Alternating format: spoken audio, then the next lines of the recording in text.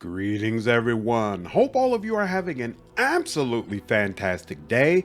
Many of you have been asking for a breakdown of all the companions and their archetypes. It took me a while to get the entire crew, but I have them now, and I am happy to review this information. Your party members usually have homeworlds or origins that you can select in character creation, so if you want to see more about those mechanics, there are links to those videos in the description below. If you enjoy seeing videos like this for CRPGs, be sure to leave a like and subscribe to the channel. The first party member you'll get is Abelard. He is your seneschal, which basically means he's your right-hand man, and he's also the very first party member you get. Abelard is from an imperial world, and he has the Navy officer origin, which automatically comes with the brace for impact feature. Abelard serves as your tank with high rankings in toughness, weapon skill, and strength. I recommend you give him a few increases in strength so he can take heavy armor proficiency, which will not only give him more armor, but also increase his deflection rating as well, helping him to be a much more effective tank.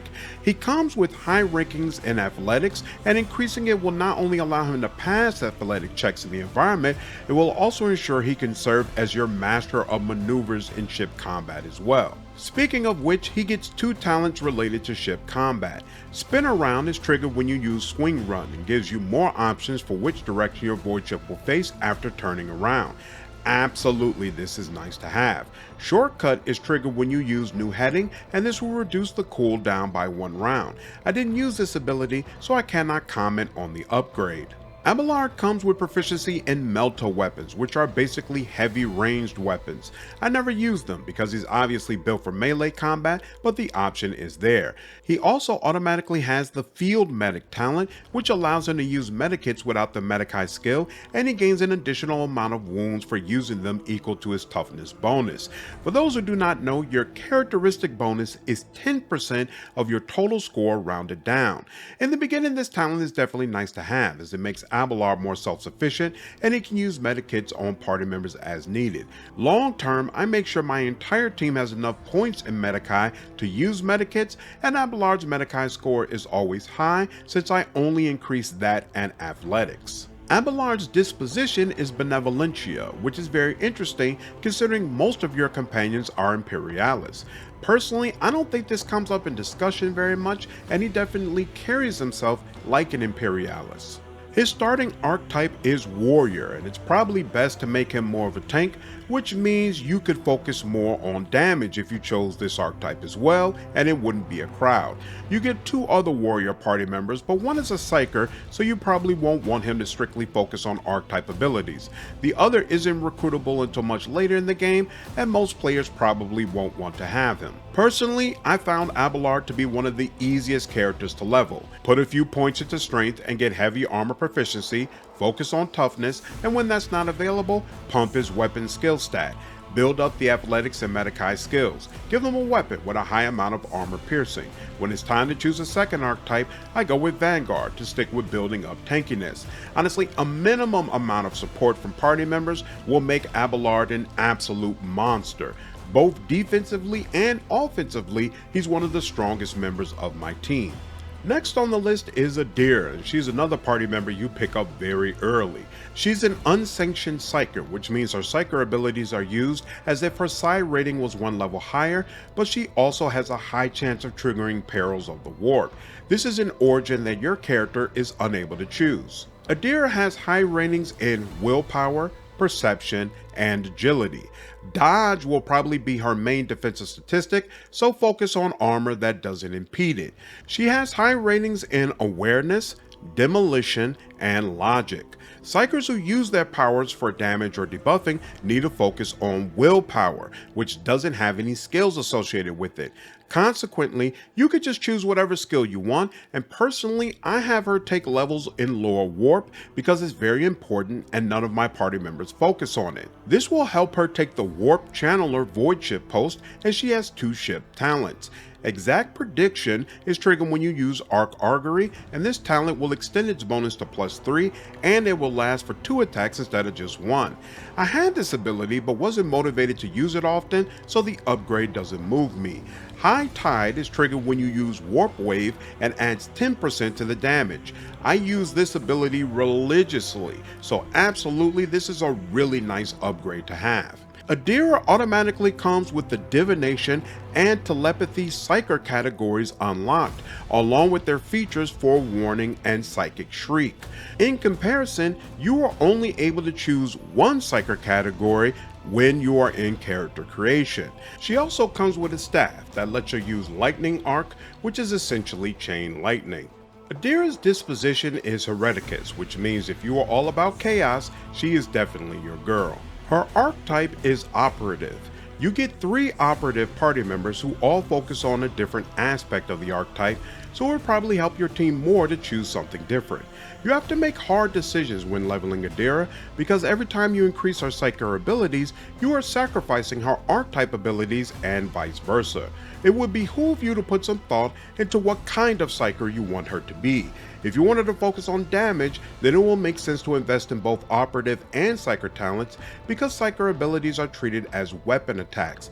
Operative is all about debuffing enemies to make them more vulnerable to your weapon attacks, so this will do a lot for your damage. If you want her to play more of a buff and debuff role, then both Telepathy and Divination will give you those options, and it might make more sense to go all Psyker. This will also help inform your upgrade path. If you are focused on damage, I would recommend Bounty Hunter, whereas if you are more about buffing and debuffing, then Grand Strategist is the way to go. Regardless, Idira slides in and out of all those roles with ease. If you need firepower from the back line, she's a great choice. I cannot wait to use her more during a Heretic run. Another party member you get in Act 1 is Argenta. She is a battle sister and a fervent believer in the Emperor. She comes from an Imperial world, and she has the Ministorum Priest origin along with the War Hymn feature.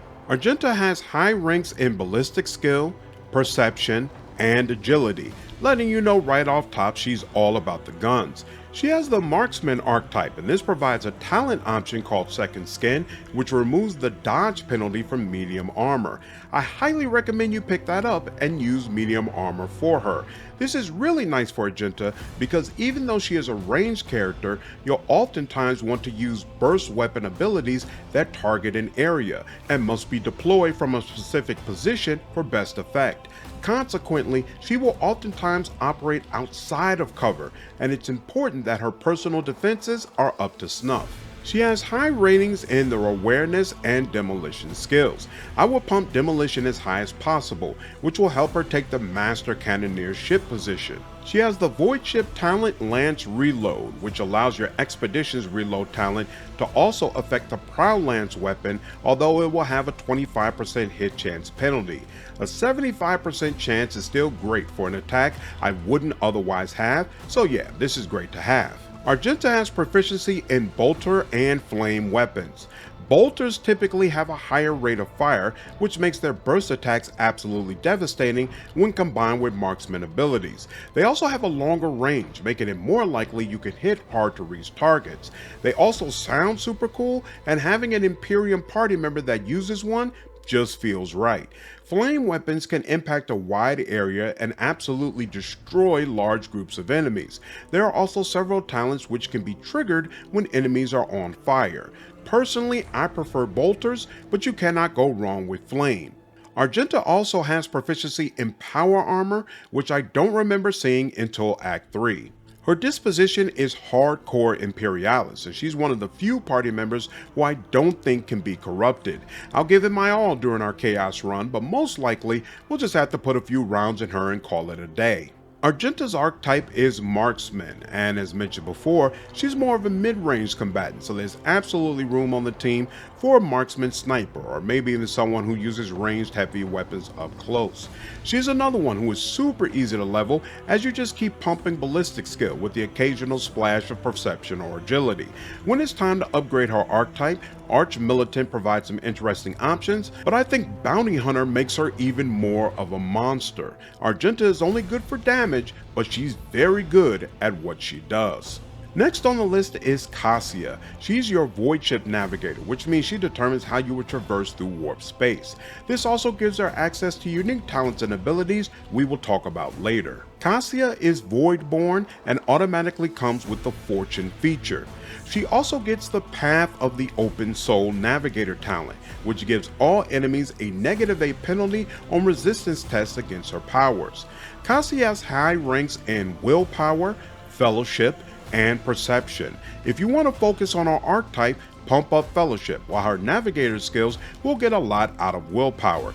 Either way, Perception should be your secondary choice, as it makes the most sense to concentrate on dodge for Cassia, and she has a Navigator talent that lets you use Perception for dodge instead of Agility. Cassia has high ranks in Awareness, Coercion, Commerce, Lore Warp, and Persuasion. If you are building up Fellowship, then the conversation related skills are going to be much easier to increase, and Persuasion is the most important one. If you are focusing on Navigator related talents, then Awareness or Lore Warp makes more sense, and I would focus on Awareness since you'll be increasing Perception periodically. This will also help Cassia take over the Master of Etheric ship post. She comes with 3 void ship talents. We have already covered Spin Around. Leaking Aether causes enemy void ships to suffer up to 35% of their maximum hull as warp damage when you shallow jump through them. I never used this ability, but the description doesn't mention anything about damage, so it seems like this gives you a way to attack that otherwise you wouldn't have. This is definitely a fantastic upgrade. Determined Scan ensures your vulnerability scan weak point never appears on the opposite side of an enemy void ship and adds 5% to the bonus damage you can deal. Yet another fantastic talent, and you absolutely want Cassia in one of those ship posts. Cassia's disposition is Hereticus, but she comes off as someone you can push in whatever direction suits you. Her archetype is Officer, but similar to Psykers, she also has a full suite of Navigator talents and abilities that you can choose from. Neither you nor your party members can gain access to this list. This is a big reason why I love having my main character as a leader, because it frees Cassia to pick up Navigator related abilities, some of which are extremely powerful. I like focusing on ones that force enemies to move from their position while damaging them at the same time. She can literally make an entire room of foes play musical chairs. From a damage, debuffing, and crowd control standpoint, Cassia is absolutely incredible. Next on the list we have Heinrix. He is an interrogator and works for the Lord Inquisitor within the Coronis Expanse. Heinrix is from an Imperial world, and he is a sanctioned psyker. This means he's more socially acceptable to have on your team than Idira, and his psyker powers have less impact on the Veil, though they are also less powerful. He has high ranks in weapon skill, agility, and willpower. I use him as an off-tank and equip the best medium armor I can find. On my team, armor matters more than dodge because he has buffs that give him armor percentage increases. There are some light armors which interact directly with your psyker rating, but I didn't find any that I thought were really good for characters focused on melee combat. Heinrix gets high ranks in Carouse, Coercion, and Demolition. This is another case where he is not good for any particular skills, so I just let him plug a skill gap. As far as space combat talents, he gets Leaking Aether, which we have already discussed. He also gets Lateral Impact, which allows your strafe ability to also ram enemy ships at 80% of the usual damage. Personally, I don't like this because ramming ships also damages your ship, and if the ship explodes, it will do major damage to you as well. This is only worth it if you have invested a lot into the ram, which in turn reduces how much damage it takes. Heinrix comes with the Biomancy Psyker category already unlocked, and he has the Iron Arm feature. He also has proficiency in Melta and Drukhari weapons. Heinrix is another party member who is hardcore Imperialis, but at the same time he is a Psyker, which means he is more vulnerable to the machinations of chaos. There might be wiggle room to push him into another direction. His archetype is Warrior, and he comes with the Endure and Defensive Maneuvers talents. Similar to Idira, you can make a decision about focusing on Psyker abilities or your archetype. I focus on his Psyker talents because Biomancer is a fantastic start for a melee Psyker, and then you can quickly follow up by adding the Sanctic Powers category, which will also increase your melee capabilities. Focus on weapon skill and then strength or toughness. This turns Heinrix into someone who does fantastic damage, can take a few punches, serve as a healer in a pinch, and is a great buffer for both himself and Abelard. It's great to have him on the squad. Next on the list is Pasqal. He is a member of the Adeptus Mechanicus and serves as your resident tech guru. He is from a Forge world and has subskin armor, providing an 11% armor bonus. At this point, he is more man than machine, so he also has the Part Machine 1 talent, which gives him a +1 bonus to deflection, a 10% bonus to armor, and a -5% penalty to dodge. All of this should make it pretty clear that heavy armor is the way to go for him if you can spare the strength points. He also gets Scanner Macandrite, which increases his perception by 10. Pasqal doesn't use perception much, but this bonus isn't bad to have.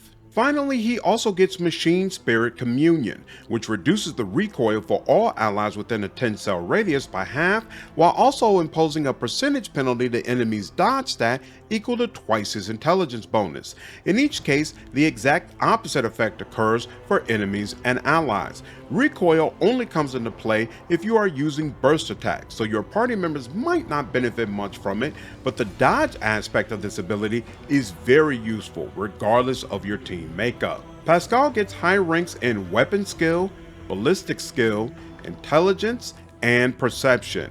Again, heavy armor is the way to go defensively, so you can make use of the armor percentage increases. This does mean you need to sink a talent into characteristic training strength and then increase it 2 more times. Personally, I think that sacrifice is worth it if you are playing on core or above.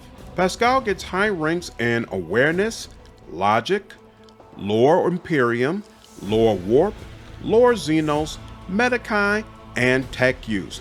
You should be pumping intelligence constantly, so many of these stats will increase naturally. I think it's worth taking a couple of skill talents to increase logic and tech use. Both of them will come up consistently throughout the game, and the numbers you need to clear are sky high, so it's worthwhile to invest in them. Focusing on tech use will also make it easier for him to own the Shield Master ship role. Shockingly, Pasqal doesn't get any Void Chip related talents. He has proficiency with Melta, Plasma, and Bolter weapons. Giving him a Bolter just feels wrong, and I have never used Melta options, but Plasma weapons work quite well. They have alternate attack options that increase the damage, and they get regular upgrades. Pasqal is an Imperialist, but he is also on a journey for knowledge and self-discovery. You have some influence over how he views this quest for knowledge, and it seems like there might be room for corruption. Pasqal has the Operative archetype, and this comes with the Analyze Enemies feature, along with the Expose Weakness ability, and the talents Dismantling Attack and Passive Learning. He's incredible in this role, debuffing enemy stats into oblivion and helping the entire team. I obviously focus on intelligence, with enough strength for heavy armor and the rest in weapon skill. You can make the case for switching that last one to Fellowship, so he's a more capable grand strategist, but that's very contrary to his personality, so I don't bother with it. Regardless, Pasqal is fantastic at setting enemies up to take major damage from the rest of your squad, and he has a permanent spot on my team. Next on the list is Jay. She's from an Imperial world, and she's also a cold trader, which means she's heavily involved with the illegal sale of Xenos related artifacts. This gives her the Cold Trader's Acumen talent, which increases her lore Imperium, tech use, commerce, coercion, and persuasion skills based on your reputation with different vendors in the game. By Act 3, I had reputations around 5 or 6 with some of these vendors, so the increases from this talent can be quite substantial. Jay also gets Gunslinger, which is triggered when she is fighting with a weapon in both hands and causes the attack from the second hand to not cost any additional action points. This is obviously a big deal and makes her very effective in dual weapon combat. She comes with a pistol in both hands to hammer home the point. She also gets Never Play Fair, which lets Jay use her Fellowship or Intelligence score for intelligence-based skills, whichever one is higher. She also gets 1 reroll on failed commerce tests, so basically you could use her as a replacement for Pasqal while still covering all of the critical persuasion skills. Jay comes with high ranks in weapon skill, ballistic skill, willpower, and Fellowship. She should be fighting at range, so cover and positioning is what protect her the most. Jay does come with the Nimble talent, giving her a 10% increase in dodge, so you might as well lean into that and wear light armor. She has high ranks in Coercion, Commerce, Lore Imperium, Lore Xenos, Persuasion, and Tech Use. Logic is missing the bonus from Never Play Fair, but it should be one of the skills that has a high rank as well. Obviously, Jay is the ultimate skill monkey, and you can focus on whichever ones help your team. This makes her fantastic for a Supreme Commander role in your ship, and she has 3 Void Ship talents. Take It Easy reduces the cooldown of focus efforts by 1 turn, which is fantastic because the more you can use post abilities, the faster ship fights will go. Perfect Pulse increases the range of ship pulse by 1 and removes the shield's penalty. This is bananas and lets you use one of the best Void Ship debuffs, essentially cost free. Great stuff. Finally, Instant Control lets you use Torpedo Control on the same turn a torpedo is launched. This is even more bananas because oftentimes you'll end your turn close to enemy ships you are unable to destroy. If you use an ability to deploy a torpedo and then immediately navigate it towards enemies, that's extremely powerful. There's a strong case to be made that even if Jay is not part of your regular team, you should still stick her on a ship post to make use of her incredible talents. Jay has proficiency in Aldari and Drukhari weapons while also being a solid projectile and lost weapon expert. This allows Jay to use several different types of weapons very competently. She also has the Swift Movements talent, which gives her 2 additional movement points. Her disposition is Benevolentia, making her the only party member besides Abelard who lands in this direction. She has the Officer archetype, which is fantastic, but I don't like it for her considering all the talents for great range combat. Marksman or Operative would have been a much better start in my opinion, but it is what it is. By the time you recruit her, she's level 15 already, so you don't get to choose any of her officer talents. Instead, you can choose how she upgrades, and I would take Master Tactician, because it provides a lot of different ways to significantly increase the damage Jay does. Obviously, you will want to repeatedly increase Fellowship along with Ballistic skill as well. Not a big fan of her build, but Jay is a fantastic skill monkey, Void Ship officer, and from what I have experienced of her romance, it's pretty entertaining as well. Next up we have Yrilet. She is one of 2 Xenos party members you can recruit, and while you cannot get her until Act 2, that's still way earlier than your other Xenos option. She's Forward-born and has the Fortune talent. She also gets the Children of Assyrian, which allows her to increase agility, perception, and awareness regardless of what archetype she is using. She also gets a 15% increase to dodge and a +2 bonus to initiative. Very nice all the way around. She also gets Aldari weapon and armor proficiency. This is actually a big deal because Aldari equipment is light, so it has no dodge penalty, but it provides a bonus to your armor, similar to medium or heavy equipment. This makes Yrilet one of your most protected party members, even though she is a ranged combatant. Finally, she also gets In My Sights, which will let her use 2 action points to select an enemy that she will automatically attack at the beginning of her next turn. This is fantastic for your action economy. Apply your buffs and debuffs, attack, use this ability, automatically attack on the next turn at no AP cost to you, and then repeat the cycle. Anytime you know an enemy will be sticking around, just pop this on them. Yrilet has high ranks in Ballistic skill, Agility, Intelligence, and Perception. I will pump Ballistic skill, then Perception, and put a dash of Agility in there. Obviously, dodge is her main defensive mechanic, so don't use armor that limits it. She has high ranks in Awareness, Demolition, Logic, Lore Warp, Lore Xenos, and Marazhai, along with Tech Use. Of these, obviously she should be the resident Xenos expert on your team. You also definitely need somebody skilled in Awareness, so she can cover that as well. She has 2 ship talents, but we have already covered Instant Control and Determined Scan. Yrilet comes with Loss and Chain Weapon expertise, along with the Swift Movements talent. She has no disposition, or at least not one you can see, and it's not clear how much she can be pushed in one direction or another.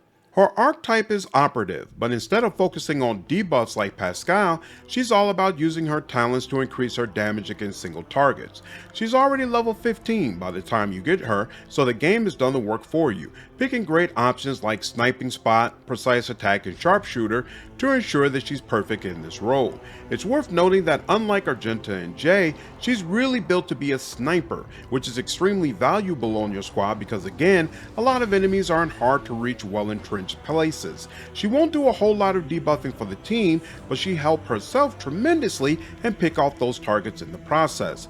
For her upgrade archetype, personally I like Assassin because it fits in more with her take advantage of weak points initial setup. Bounty Hunter is also a worthy choice, but I don't think Grand Strategist really works for her. Bottom line, Yrilet is a great option for a little bit of debuffing combined with a tremendous long-range firepower.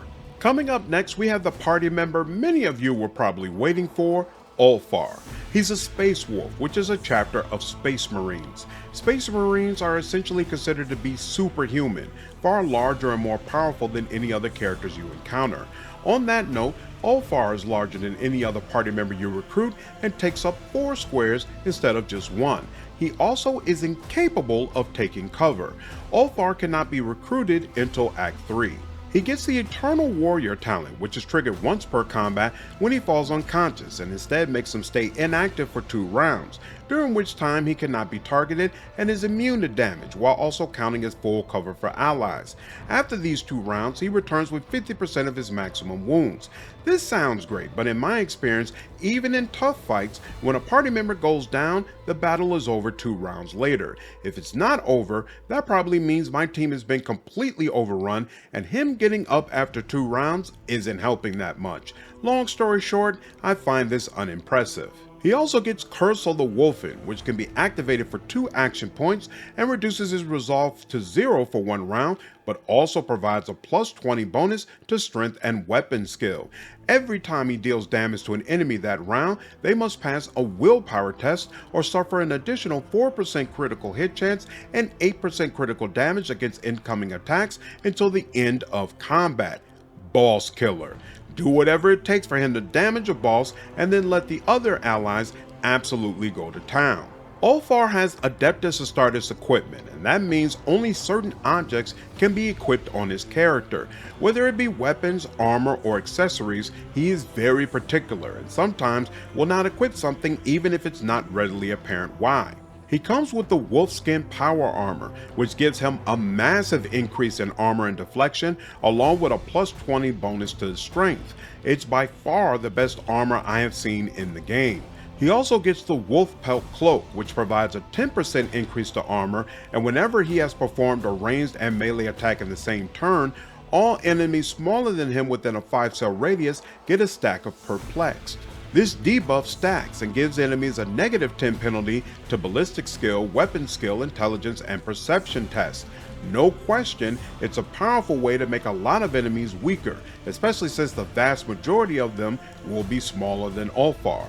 He also comes with 3 unique weapons. Ulfar's got a one-handed bolter, which probably does more damage and has more armor penetration than the one Argenta is currently using. He's also got a two-handed bolter, which absolutely has more damage, armor penetration, and range than you have ever seen on a bolter up to that point. He also has a combat knife, which you can use as an offhand weapon. If you kill your target with this knife, you can get 1 action point back and can make an additional attack with it. More on all of this later. Ulfar comes with high ranks in Athletics, Awareness, Carouse, Demolition, and Persuasion. What you should focus on depends on how he slots into your team. You should have this worked out by the time you recruit him.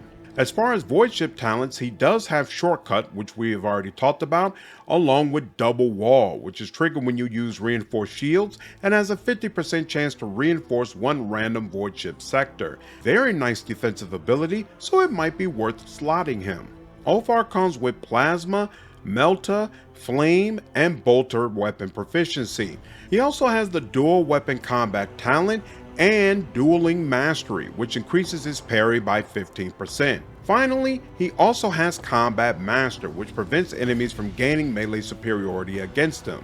Both of those last 2 talents make him significantly more tanky.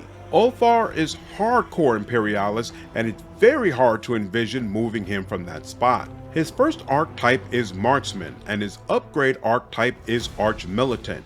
Unlike the other party members we have mentioned, you don't get to choose his upgrade archetype, as he is already level 25 when you get him. Arch-Militant is all about switching between different attack types to get more stacks of right tool for the job, a very useful buff. Usually you will switch between ranged and melee attacks, but for Ulfar I recommend switching between burst and single shot ranged attacks.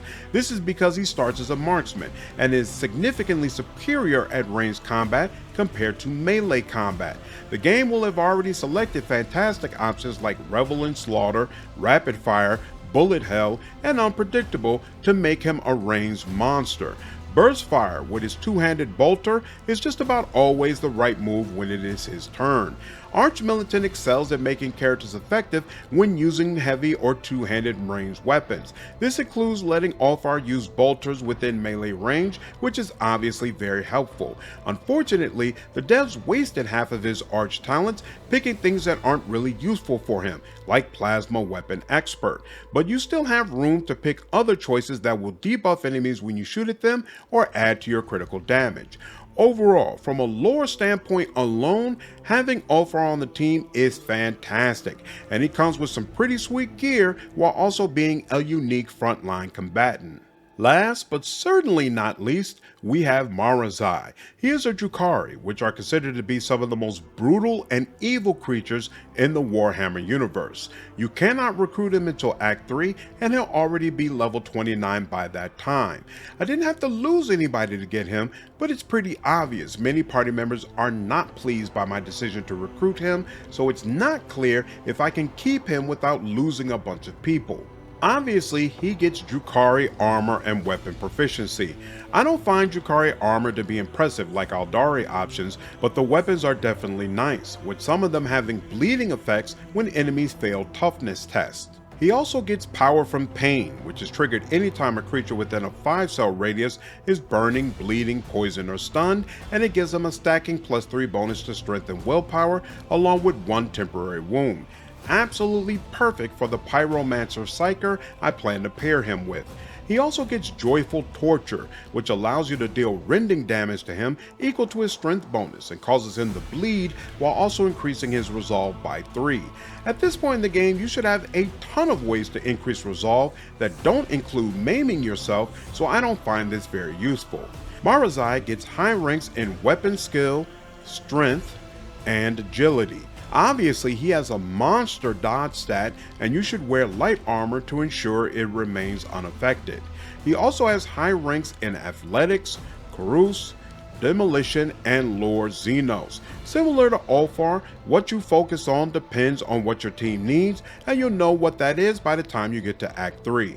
Marazhai doesn't have any void ship talents, but he does have dueling mastery, combat master, and dual weapon combat, all of which we have previously discussed. His disposition isn't listed, but it's pretty obvious he leans towards Hereticus, and there's very little possibility he can be rehabilitated. His initial archetype is warrior, but unlike Abelard, he definitely leans towards pure damage. Blade Flurry, Reckless Strike, Rigorous Training, and Desolation all serve to help make him a melee monster. His upgrade archetype is Assassin, which is absolutely perfect. Seek the Opening, An Eye for the Unscathed, Lone Killer, Elusive Shadow, Seize the Advantage, and Bringer of Doom all serve to make him a melee force on the field. The unfortunate issue with Marazhai is, unlike Ulfar, he doesn't come with unique equipment that basically makes him ready to go, so you better be prepared to outfit him properly. I think this is a very odd choice on the developer's part, and hope it is changed upon full release. Despite that, once he is fully geared, there's no question Marazhai is a fantastic frontline companion who is focused on dissection. That wraps up all the information I have regarding companions. I will continue making videos on this game leading up to release, so let me know if there's any other content you are looking for. Hope all of you enjoyed this video. Take care.